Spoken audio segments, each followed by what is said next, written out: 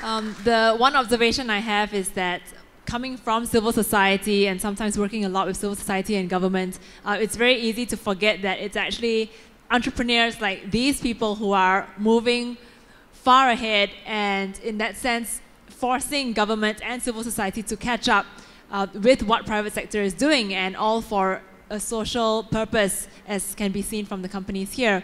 Perhaps before we go to the floor, I'll just ask one quick question while you think of your questions. My question would be, what is the one question that you think government or businesses should actually ask themselves to be able to transform the data that they're collecting on a daily basis into something that's useful for them to enhance their own products and services? Because as you all said, there's so much data being collected. What is the one thing that they should ask themselves in order to improve their services? Okay, this works, right? Okay, mine's a simple answer. I think it's very important to first understand what your customer or user needs, what value you are going to bring to your user, and use that as a basis to see what kind of data you can use to improve that. I noticed that based on my interactions with different organizations, sometimes they fall into the trap of thinking that, wow, I have all this data in my treasure trove, I can definitely do something about it. I think that could be one starting point, but it's not a very value enhancing one. Whereas you think about what value you're trying to create for your clients or for your users, right? And then you work back from there. I think you get a lot more innovation and outcomes from there. Okay, thank you. Divya, you'd like to answer? Yeah, I think I agree with that, but just to build on that, I think what the question that we would ask is, what's the low-hanging fruit? What's the simplest thing that we can do now? And I mean, just the example of the World Bank thing again, it was very simple for us to do. So, yeah, what's the low-hanging fruit? Okay. Do you have anything you want to add? I'll probably just reiterate the sort of the privacy aspect of what data you provide. So I was talking about, companies providing data for the public to use. Just that you can, even if the data is anonymized, people can actually make statistical guesses. They can make inferences about customers. So we've got to be really careful about the data that we provide for the public and other sectors to use. Right. Okay, I'm going to open up the floor. So if anyone would like to ask any questions, we'll collect a few and then get the panel to respond. I wasn't going to ask a question, but I wanted to pose what I think is an idea, but you may already have thought of it. Right, for example, I think, my taxi, I think you mentioned something about partnering with World Bank to improve road systems. So, for example, your taxi drivers are driving, they will notice potholes, right? And that's one, you can collect the data. Now, from that point onwards, I think there's huge potential to drive the closing of the loop on every issue that we see. So as soon as you see the pothole, it gets picked up, and it should go into some kind of broadcasting system.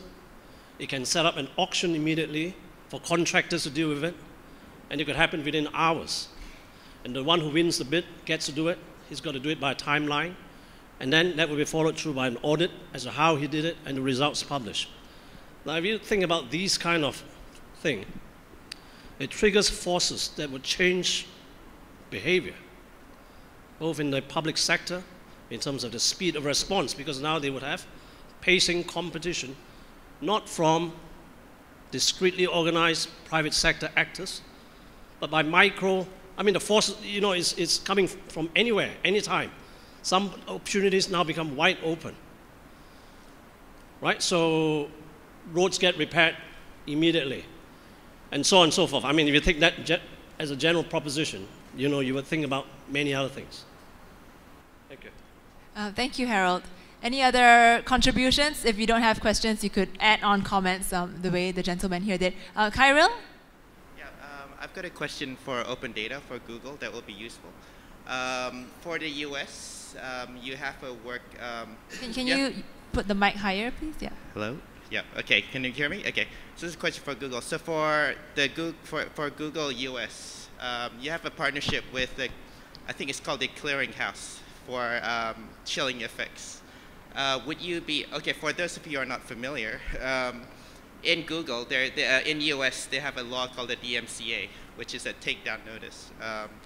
And Google collaborates, I think, with an organization called the Clearinghouse, which tracks all the requests for takedown notices. And this wealth of information provides NGOs or civil society to be able to track what kind of takedown notices are there, so that we have an idea of what kind of takedown notices are being done. So I would like to ask, I'm not sure if I'm putting you on the spot, but would Google be open in light of the recent situation in Malaysia with the calls for more censorship, to work with NGOs, for example, to release as open data the takedown notices that you receive in countries in Southeast Asia? Yeah, I thought I'd just answer this quickly because I think this question is going to be rather different from the other questions we're going to get. So if you think about it, a lot of the content that's hosted on our platforms like YouTube and Blogger, for instance, they are operated by Google Inc., which is a US entity. So for instance, Google Malaysia has no control over the content that's being hosted on youtube.com.my or on blogspot.com.my, right? So in a sense, I think it worked in the US because the rules there allow them to publish. And these are not just regulatory takedown requests. These are requests made by individuals or for companies for takedown for copyright or for whatever reasons. And within the ambit of the law, they will publish what they can make transparent, right? So I think on privacy stuff, they may not be able to put it up on a clearinghouse.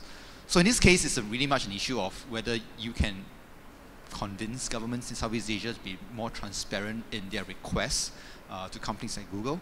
The clearinghouse itself is not something that's only limited to Google. Other tech companies and intermediaries do share the data with their clearinghouse. So that's a very important distinction to be made.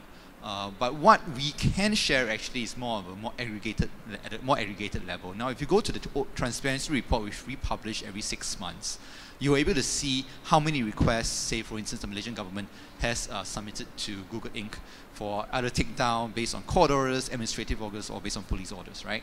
So you actually can see from there what kind of, was it a content down, was it a user data request or something else? So you can actually explore the transparency report to get some information on that. And if you're feeling cheeky, you can always ask the regulator for an answer, right? Just a follow-up question to that. I think many Malaysians heard in the news recently, and you don't have to answer this if you don't want to, that a minister has said in public that he would like to request Google, Facebook, and Twitter and such social media sites not to publish certain information on the websites. And I think as a social media user myself, as well as a concerned citizen, we are concerned that these sorts of regulations are going to take place. I wonder if you have any insights as to whether that's even doable from So there's always Google's a process for perspective. takedown, right? So I'm not sure, I mean, have you seen stuff being taken down that you would like to see but has disappeared? No, I have not seen anything taken down at this point. And I mean, all I can say for this is that we've always been talking to the MCMC around. I mean, this is an established process we have in our jurisdiction where platforms are localized. So for instance, if there's hate speech content, you know, we, as per our terms of service on our platform, that gets taken down when it's flagged to us, right? Or where there's a video clip that celebrates excessive violence, that comes down too. Yeah, so it's very case specific, unfortunately, which I can't give a general answer to. Yeah. Okay, so it's case specific. So there might be cases. I mean, you look at the transparency report, you will see the outcomes of the request. Okay. All right. I won't grill you too much further. Anyone else from the floor? Maybe just last round, quick 2 or 3 questions before we wrap up. Okay. Well, maybe for those of you who are actually working with government agencies, like you talked about how the MyTaxi app data is being used to contribute to traffic apps, right? And I'm not sure also Google, how you've been working with agencies, and maybe yourself as well, Sandra. Maybe you can just end this panel and your final closing remarks as well on how positive you view that relationship, like moving forward. Has there been lots of progress? What's the responsiveness level like from government? We know that government has initiated this open data initiative already, but on an individual level and in the way your relationship is in working with them, how do you see that, and have they been open to it? Yeah. So maybe we can start, Sandra, and then we'll end that way. So, yeah, I'm speaking on behalf of people that I've interviewed in terms of their use of open data. So the data.gov site is fantastic as a taste of all these awesome data sets. So, for example, I found something about goat herds and pineapple populations in Malaysia. So there's some really cool stuff there. The people that I've spoken to said that it doesn't have all the data that they need, and they have to go to government agencies directly to build those relationships and that trust level.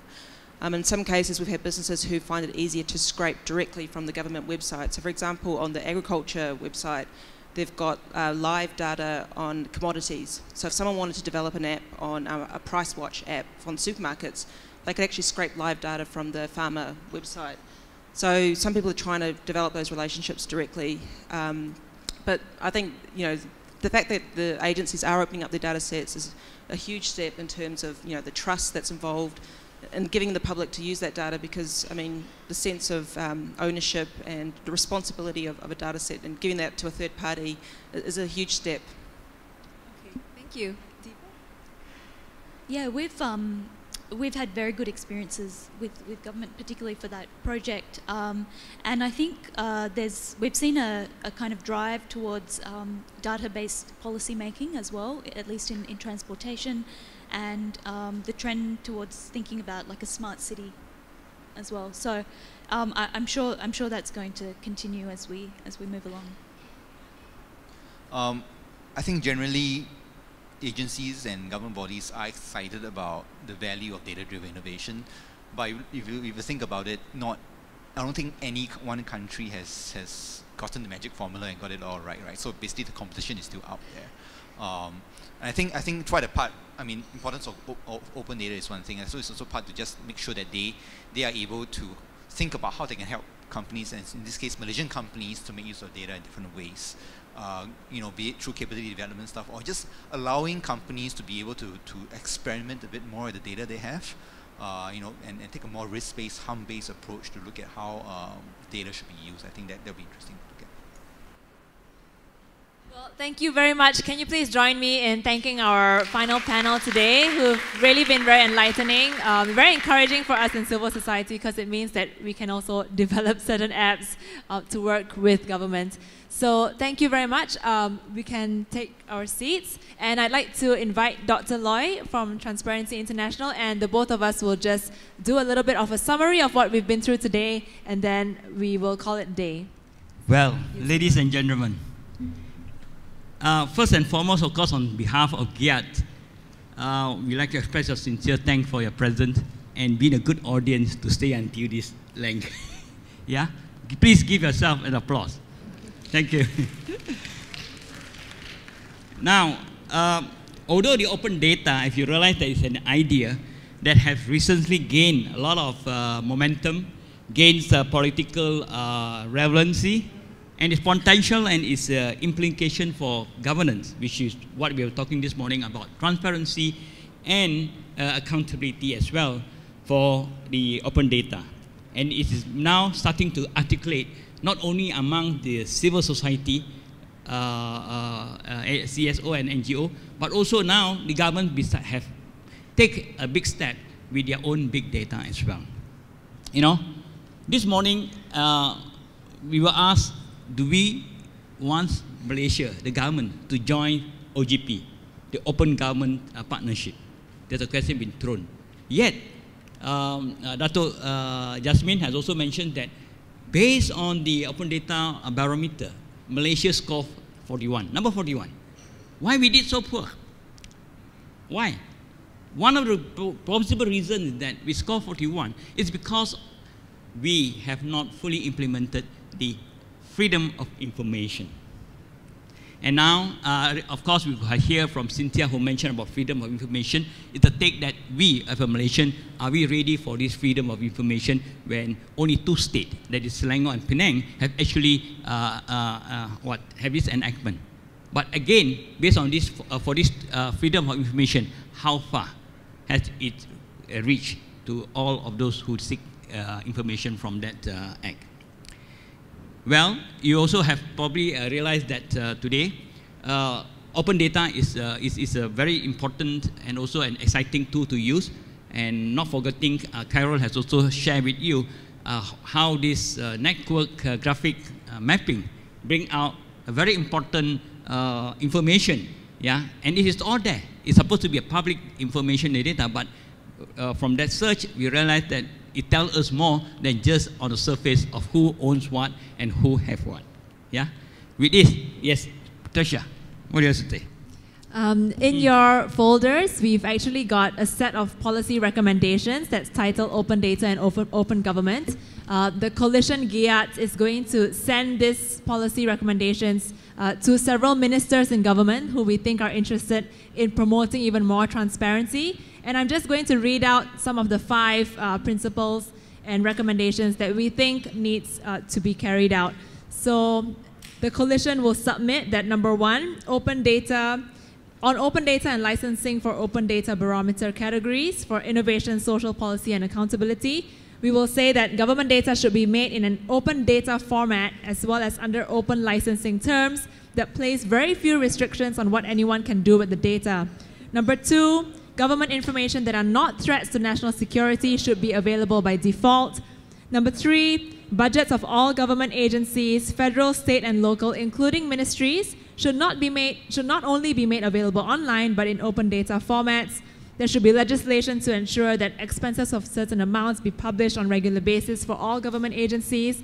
All government agency procurements, including direct negotiation contracts, must be published and available in open data format, providing information on value, company information, and names of directors. Number 4, legislation that requires public disclosure of income and assets for elected and senior public officials must be enacted, and the data must be made publicly available. And finally, on number 5, to enable electronic communication of parliamentary information, including parliamentary proceedings, like written replies, attendance records, and expense claims, should be made available to the public. So we hope that government will receive these policy recommendations in light of today's forum on open data, and IDEAS together with GIAT will be doing more forums, public engagements to promote open government partnership in the future. We do hope that Malaysia will qualify one day to sign up to the OGP. Currently, we do not qualify, but we hope that we'll see the light of day someday in the future. So with that... And with this, of course, defines what needs to be done must also be specific. Of course, when we look into that, the objectives must be SMART. Remember SMART? SMART stands for specific, measurable, actionable, relevant, and time-bound as well. So what does it mean? That to be more specific, we want our open data commitment clearly articulate what the government wants to accomplish, outlining concrete activities that do need to be implemented.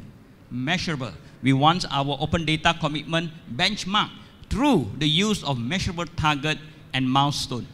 Actionable, we want our open data commitment to explain the open government goals that are need to be achieved, and the methodology being used as well. Relevant, we want the open data commitment address open data and open government issue rather than broader government reform. And lastly, time-bound, we want open data commitment specifically specify a realistic deadline by which the progress towards implementation can be demonstrated. With this, ladies and gentlemen. Thank you very much. Thank you for joining us today. Give yourselves a hand for staying with us. And there's some refreshments outside. Follow us on our website, Twitter, Facebook for more information. And please do see the exhibition at the back. Thank you and see you again. Thank you, ladies and gentlemen. Bye.